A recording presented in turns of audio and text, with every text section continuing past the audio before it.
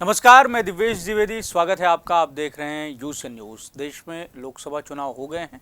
प्रधानमंत्री नरेंद्र मोदी ने तीसरी बार शपथ लेकर अपने मंत्रिमंडल के साथ कामकाज की शुरुआत कर दी है। लोकसभा चुनाव को लेकर जो यूएसएन न्यूज़ का कवरेज है वो हमारे दर्शक देखते ही रहते हैं। हम ये कोशिश कर रहे हैं कि जो जनप्रतिनिधि चुन के आए हैं लोकसभा में, उनसे हमारे दर्शकों को मुलाकात कराई जाए और उनका किस तरीके से भविष्य में नियोजन है उसको जो है हम हमारे दर्शकों तक पहुंचाएं कि आखिर वो किस तरीके का कामकाज करने वाले हैं। आज हमारे साथ में बेहद ख़ास सांसद मौजूद हैं जिनका जो नागपुर के है नहीं या विदर्भ से उनका प्रत्यक्ष तौर से जुड़ाव नहीं है, लेकिन अप्रत्यक्ष तौर से नागपुर और मध्य भारत के क्षेत्र से बहुत बड़ा जुड़ाव है। वो एक सांसद चुने जाने से पहले एक बड़े व्यापारी नेता के रूप में उनकी पहचान रही है। और सबसे संजीदा संयोग ये है कि देश की संसद में बैठने वाले जो सांसद हैं उनकी जो लोकसभा कॉन्स्टिट्यूंसीज की जब गणना होती है तो सबसे पहले नंबर की जो कॉन्स्टिट्यूंसी है वो सर की है। हमारे स्टूडियो में मौजूद है प्रवीण खंडेलवाल। चांदनी चौक सीट जो है दिल्ली की, उससे आप सांसद हैं और आपकी एक बड़ी पहचान ये है कि आप जो व्यापारियों का संगठन है कैट, उसके कोषाध्यक्ष हैं। और उनके साथ में हमारे स्टूडियो में मौजूद हैं बीसी भरतिया सर। आप कैट के अध्यक्ष हैं। कैट एक संस्था है जो देश भर के व्यापारियों की संस्था है, व्यापारियों के हितों का काम करती रहती है। अब चूंकि जो प्रवीण खंडेलवाल जी हैं इनका सीधा जुड़ाव व्यापारियों से है, तो उनके बतौर सांसद के रूप में उनके कामकाज से हम अवगत होंगे ही कि आखिर वो क्या करना चाहते हैं। लेकिन जब लंबा अनुभव उन्होंने व्यापारियों के बीच में काम किया है, उसका लिया है, तो आखिर व्यापारियों के लिए वो क्या कुछ करने वाले हैं। आप दोनों का हमारे स्टूडियो में बहुत बहुत स्वागत है। प्रवीण जी, पहला सवाल तो आपसे यही है कि अब तक पहचान रही है व्यापारी नेता के तौर पर, कैट के तौर पर। हमने बहुत सारी खबरें देखी कि बतौर व्यापारी नेता आप मंत्रियों से मुलाकात करते हैं, व्यापारियों को की बात को सरकार तक पहुंचाने का प्रयास करते हैं। अब खुद आप उस व्यवस्था का हिस्सा हो गए हैं जहां पर आप निर्णय ले सकते हैं, तो कैसा अनुभव है दोनों जो क्षेत्र हैं? दोनों भूमिकाओं में कोई अंतर नहीं है। मैं बात पहले भी मंत्रियों तक और सरकार तक पहुंचाता था और आज भी सांसद बन करके मैं वही काम करने वाला हूं जी। मेरे व्यापारियों की समस्याएं हैं, मेरे क्षेत्र की समस्याएं हैं, मेरे क्षेत्र को डेवलप करने के लिए नए प्लान्स हैं, नए प्रोजेक्ट हैं। उसी प्रकार से देश में व्यापार बढ़ाने के नए आइडियाज़ हैं। कुल मिलाकर के इन सबको मैं वही उसी प्रकार से सरकार के सामने लेकर के जाऊंगा। और चूँकि मैं सरकार का हिस्सा ही हूँ जी। तो मुझे पूरी उम्मीद है कि हम सब मिलकर के प्रधानमंत्री नरेंद्र मोदी का जो विज़न है कि देश में छोटे व्यापार को बड़ा कैसे बनाया जाए, हम सब मिलकर के उस विज़न को ज़मीन पर साकार करेंगे। नागपुर से और विदर्भ से या मध्य भारत से अपने जुड़ाव को आप किस तरीके से देखते हैं, उसको किस तरीके से रेखांकित करेंगे? नागपुर अगर मैं कहूँ तो मेरी दूसरी कर्म भूमि है। दिल्ली के बाद नागपुर है जहाँ से हमने व्यापारी मुद्दों की एक बड़ी मजबूत शुरुआत की है। फिर उसमें विदर्भ है, मध्य प्रदेश है, confederation of all India traders जिसका मैं राष्ट्रीय महामंत्री हूँ, भरतिया जी जिसके राष्ट्रीय अध्यक्ष हैं, उसकी देश भर में हम 9 करोड़ से ज़्यादा व्यापारियों को रिप्रेजेंट करते हैं और 48,000 से ज़्यादा व्यापारी संगठन सीधे तौर पर कैट से जुड़े हुए हैं।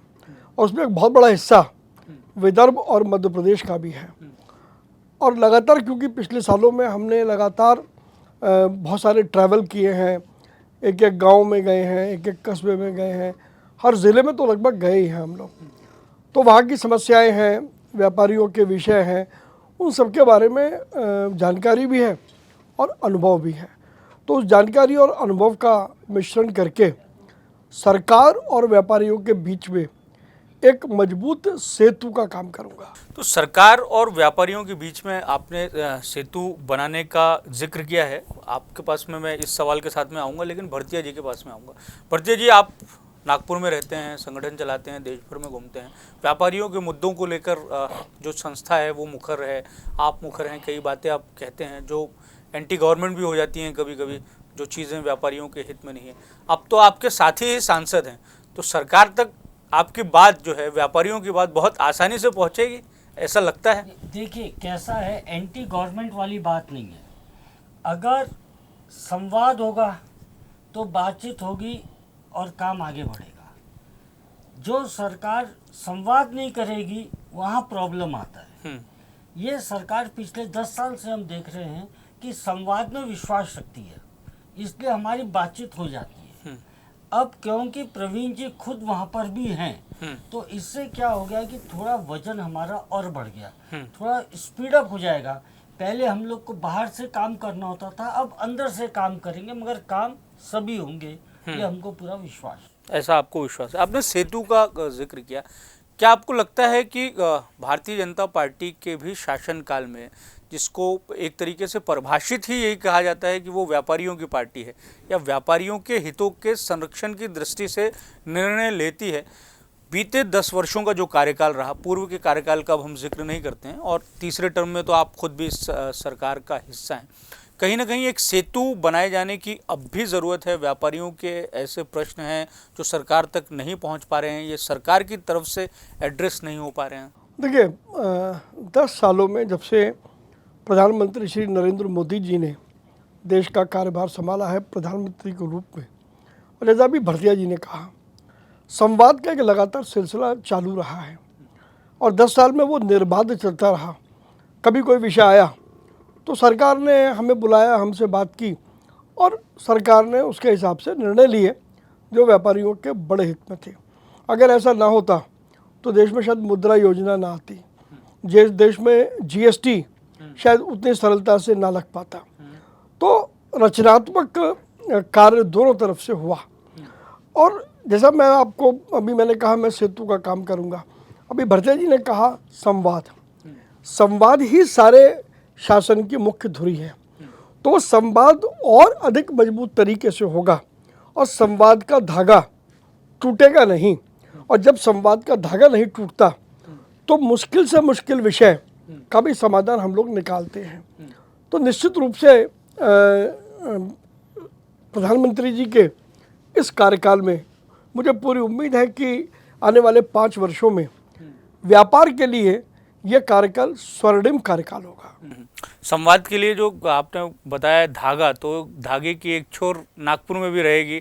भरतिया जी, आपसे ये जानना चाहेंगे कि व्यापारिक गतिविधियों के हिसाब से आपको क्या लगता है कि मौजूदा समय में छोटे व्यापारी हैं, उनकी किस तरीके की समस्याएं हैं और उन समस्याओं को आप प्रवीण जी के माध्यम से सरकार तक पहुंचाना चाहेंगे या व्यापारी खुद भी पहुंचाना चाहेगा? देखिए, बात स्पष्ट है कि समस्या है या हम समस्या समझ रहे हैं, उनका समाधान सरकार की तरफ है या हमें ही हमारी कार्य पद्धति को ठीक करके और समाधान निकालना है। पूरा काम करने का तरीका अब बदल गया है, कंप्यूटराइजेशन हो गया है, सब पारदर्शी हो गया है, बैंक नेट बैंकिंग आ गया है, सब चीज़ अब सिस्टम बेस्ड हो गया है। तो व्यापारी को भी अपना जो भी काम कर रहे हैं उसको सिस्टम में बताना ज़रूरी है। जैसे कहते हैं ना, जो दिखता है वो बिकता है। तो व्यापारियों की गतिविधियां अब व्यापारी को बताना पड़ेगा, चाहे समय पे रिटर्न फाइल करना है, रजिस्ट्रेशन लेना है, उसके जो भी विवरण है वो दाखिल करना है। तो मैं समझता हूँ कि चीज़ें बदल जाएगी। सरकार ने पारदर्शिता कर दी है, अधिकारियों को बाज़ारों में जाने मना कर दिया है। तो वो जो पुराना भ्रष्टाचार का दौर था और अभी जो विकास का दौर है, ये व्यापारी को समझना पड़ेगा। अगर हम मानसिक रूप से अभी भी वो भ्रष्टाचार वाले दौर में हैं, तो हम विकास वाले दौर में पनप नहीं सकते। विकास वाले दौर में आके मेरा विकास कैसे होगा, पहले मेरे को सोचना पड़ेगा। तो हम व्यापारियों के बीच में upgradation and modernisation of Indian trade and traders, ये जो हम धोरण लेके confederation of all India traders इससे जाते हैं, तो व्यापारियों को ये समझाते हैं तुम बदल जाओ, परिस्थितियाँ बदल जाएगी। इसलिए हम ये काम कर रहे हैं। कौन कौन सी समस्याएं आपको लगता है कि नहीं, देखिए, प्रमुख तौर से है? समस्या क्या है? व्यापार करने के लिए सबसे पहले पूंजी होना चाहिए। खुद की पूंजी कोई कितनी लगा देगा, तो पूंजी कहाँ से आएगी? पूंजी आने के लिए नियम क्या होते हैं, अब ये समझना पड़ेगा। दोस्ती इसमें पूंजी नहीं मिलती, तो वो भी व्यापारी को समझना पड़ेगा और बैंकों को देना पड़ेगा। दोनों बातें, बैंक भी नहीं दे रही तो बैंक कहाँ कहाँ नहीं दे रही। जब आदरणीय प्रधानमंत्री जी ने कह दिया 5 करोड़ रुपए तक का ऋण बगैर कोई कोलेटरल सिक्योरिटी, कोई भी चीज़ मॉर्गेज देने की जरूरत नहीं है, इसका मतलब जो पहले व्यापारी बोलता था मेरे पास मॉर्गेज देने को कुछ नहीं है तो मेरे को लोन नहीं मिल रहा, तो आदरणीय प्रधानमंत्री ने बोल दिया मैं 5 करोड़ तक के लोन की गारंटी सरकार की। अब क्या तकलीफ है? तो इसको कैसे लिया जाए, इसको नीचे तक कैसे पहुंचा जाए, तो अपने आप पैसे का प्रॉब्लम खत्म हो जाएगा। कौशल की बात है, मेरे को व्यापार करना, मेरे पास कौशल युक्त व्यक्ति नहीं है, तो कौशल योजना भी है, विश्वकर्मा योजना भी। तो मेरे को मैं बच्चों को स्कूल और कॉलेज में पैसे दे दे के पढ़ाऊँ, इससे अच्छा मैं मेरे जो कामगार हैं उनके बच्चों का कौशल विकास करके और मैं मेरे पास रख लूँ, तो मेरे को अच्छे वफादार काम करने वाले तैयार हो जाएंगे। तो ये जो काम करने का पैटर्न है ये हमको बदलना पड़ेगा। ये एक बार बदल गए, सारी चीज़ डिजिटल हो गई है, कंप्यूटर, आपको कोई अकाउंटेंट रखने की ज़रूरत नहीं, ये मोबाइल से काम हो रहा है, मगर आपको मालूम नहीं है। तो ये चीज़ें हमको समझानी पड़ेगी। मोबाइल आपके इस्तेमाल के लिए है, मोबाइल आपके मनोरंजन के लिए नहीं है, मगर दुर्भाग्य से मोबाइल काम के लिए इस्तेमाल नहीं हो रहा, सिर्फ मनोरंजन के लिए हो रहा है। ये भी बच्चों को कहीं ना कहीं हमें समझाना पड़ेगा कि इसका फ़ायदा क्या है और इससे व्यापार क्या करते हैं। जैसे अभी हम व्हाट्सएप का बिजनेस ऐप है, हम सारे व्यापारियों को बोल रहे हैं कि वो बिजनेस ऐप अपनी मोबाइल में उतारो और उससे व्यापार कैसे होता है हम समझाते हैं। तो घर बैठे अपने आप व्यापार को कैसे विकसित करना ये आपके मोबाइल में है। तो आप दूसरे ऐप से और गेम खेलते हो, सब करते हो, इससे अच्छा बिजनेस ऐप व्हाट्सएप का डाउनलोड करो, उसको सीख लो और उससे अपना व्यापार करो। तो ऐसे अनेकों चीज़ें हैं, तो हमें विकास की ओर अपने आप को परिवर्तित करना पड़ेगा। भ्रष्टाचार के दौर से अपनी मानसिकता हटानी पड़ेगी। प्रवीण जी, आपके पास आऊँगा। एक बड़ा ज़रूरी सवाल मुझे लगता है कि आप चूँकि खुद व्यापारी हैं, इसको आप बता पाएंगे कि जब प्रधानमंत्री या सरकार का हम विज़न देखते हैं कि ट्रिलियन इकोनॉमी हमें बनना है और ट्रिलियन इकोनॉमी के अलग अलग तरह के आंकड़े आते हैं, लेकिन जब उस स्वप्नों को हम देखते हैं या जब उसको एक तरीके से परिभाषित किए जाने का प्रयास होता है, तो जो बड़े बिजनेसेस हैं या इंडस्ट्रीज़ हो गई, उसके ऊपर में बहुत ज़्यादा फोकस होता है कि इंडस्ट्रियलाइजेशन और बाकी सारी चीज़ें होनी चाहिए। क्या आपको लगता है कि इस विजन में या इस सपने में जिस व्यापारिक कम्युनिटी को आप रिप्रेजेंट करते हैं, छोटे व्यापारी जिनकी हम बात कर रहे हैं, उनकी भूमिका को आप किस तरीके से देखते हैं? वो बहुत महत्वपूर्ण है क्या? देखिए, एक बात तो हमें माननी पड़ेगी कि जब अमेरिका में रिसेशन आया तो हिंदुस्तान में नहीं था, जब यूरोप में आया तो यह नहीं था। विश्व में जब भी रिसेशन आया पिछले 10-15 सालों के अंदर, हिंदुस्तान पर उसका किंचित मात्र भी फ़र्क नहीं पड़ा। अब फ़र्क क्यों नहीं पड़ा? फ़र्क इसलिए नहीं पड़ा कि हिंदुस्तान के अंदर 9 करोड़ व्यापारी प्रतिदिन अपनी कमाई का एक हिस्सा बैंक में डालते थे। तो बैंक उससे हमारा जो कैपिटल का इन्फ्यूज़न हो रहा था मार्केट में वो नहीं रुका। बाकी देशों में क्या हुआ?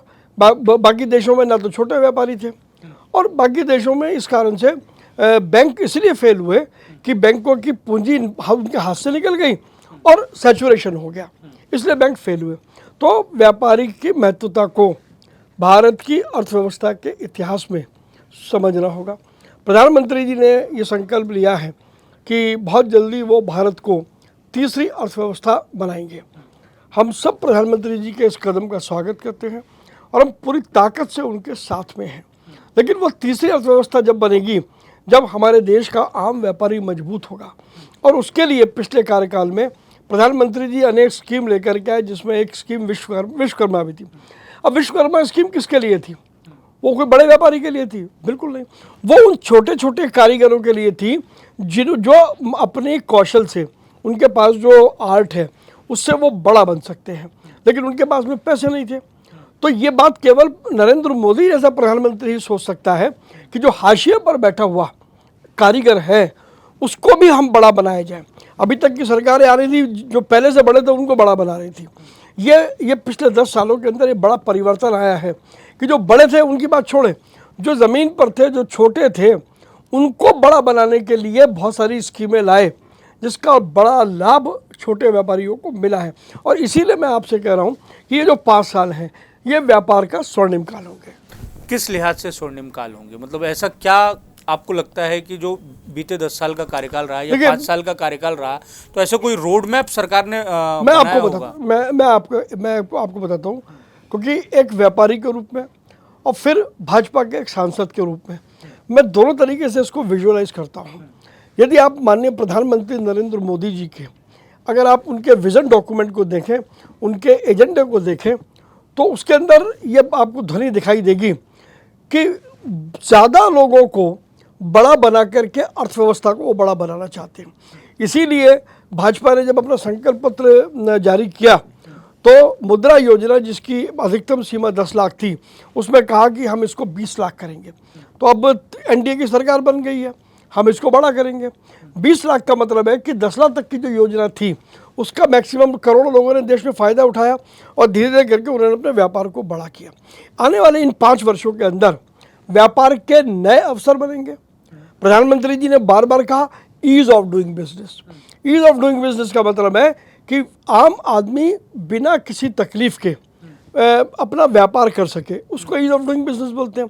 उस ईज ऑफ डूइंग बिजनेस में टैक्सेशन के सिस्टम को ठीक करना, बाबूशाही को कम करना, जो बहुत सारे अड़ंगे हैं, चाहे वो लाइसेंस है, चाहे वो बहुत सारे कानून हैं, केवल उन लाइसेंस और उन कानूनों को जारी रखना जिनकी वास्तव में उपयोगिता है।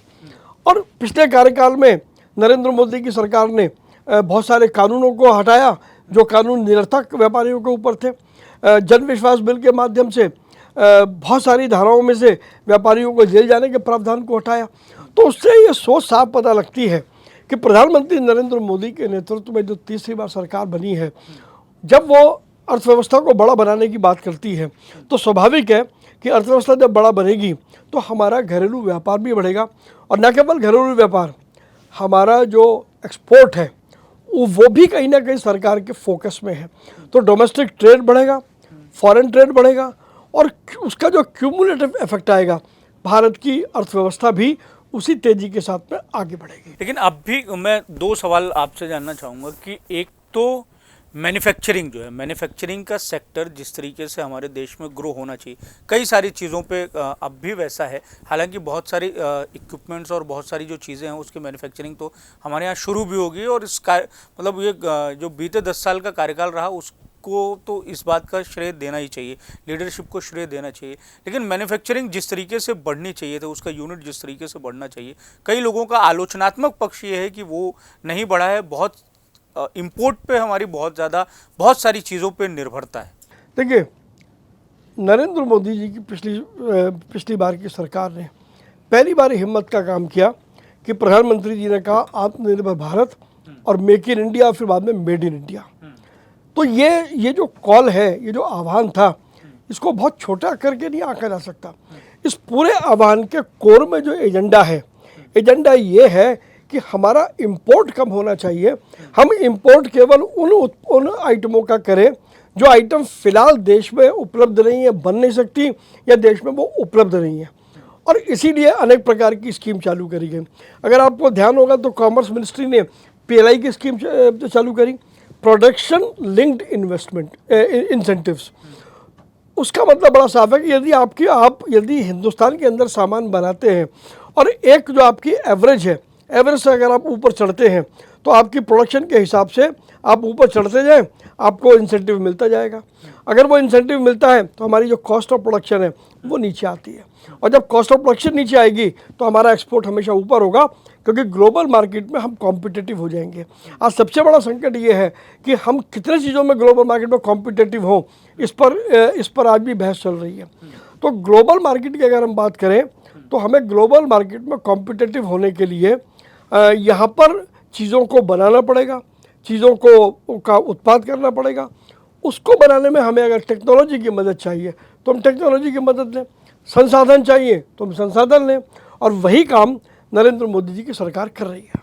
भारतीय जी, आपसे जानना चाहूँगा कि खंडेलवाल जी ने जो बातें कही, आप सहमत हैं उनसे? और ना केवल संगठन के रूप में, संगठन में तो आप काम करते हैं तो एक साथ ही आप निर्णय लेते होंगे, तो उसमें सहमति जो है वो बहुत ये है कि सहमति होगी, पर बतौर सांसद व्यापारियों को जब सर पक्ष रखेंगे, आप पुराने साथी रहे हैं, तो किस तरीके से भूमिका रहेगी व्यापारियों के नेता के तौर पर आपकी, कि आप समझाएं और बताएं कि इस तरीके के निर्णय जो है वो लिए जाने चाहिए, सरकार इस तरीके से निर्णय नहीं लेती? क्योंकि बहुत बारी हमने ये भी देखा है कि आप सरकार का यहाँ पक्ष रख रहे हैं, समर्थन भी कर रहे हैं, लेकिन बहुत सारी बातों में कैट का भी जो एक तरीके से रुख रहता है वो आलोचनात्मक रहता है और कैट अपनी बात रखती है। नहीं, देखिए ऐसा है, इसमें कोई शक नहीं कि आदरणीय प्रवीण जी के चुनाव जीत जाने के बाद व्यापारियों की अपेक्षाएं जो पहले थी अब उससे भी बहुत ज़्यादा हो गई। थोड़ा वहाँ भी समझना पड़ेगा, ये कोई पंखे का स्विच नहीं है कि ऑन किया और पंखा चालू हो गया। सरकार के काम करने का अपना एक पैटर्न होता है और उस पैटर्न से ही काम होता है, छटपट होता ऐसा नहीं है।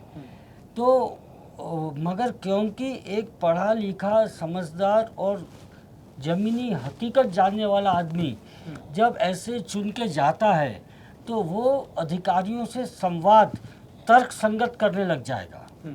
कई बातें ऐसी आ जाएगी कई जगह जहाँ अधिकारियों के पास जवाब भी नहीं रहेगा। जब ऐसी परिस्थिति आएगी तो हमारे काम होना अपने आप अच्छे हो जाएंगे।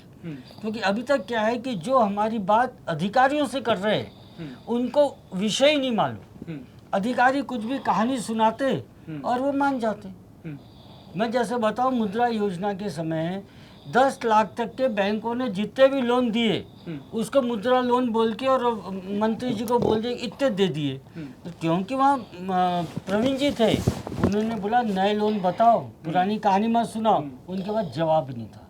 तो अगली बार बैठक होगी तो वो सतर्क होंगे कि सामने वाला समझदार है, तो होमवर्क करके आएंगे, कोई काम करना है वो काम पहले करेंगे और फिर मीटिंगों में आएंगे। तो निश्चित रूप से जब जानकार आदमी ऐसी जगह जाता है तो निश्चित रूप से काम फास्ट होंगे, अच्छे होंगे और व्यापारी के हित में होंगे, ये मेरे को पूरा विश्वास है। नहीं है तो हम उठाएंगे बात, प्रवीण जी से भी उठाएंगे।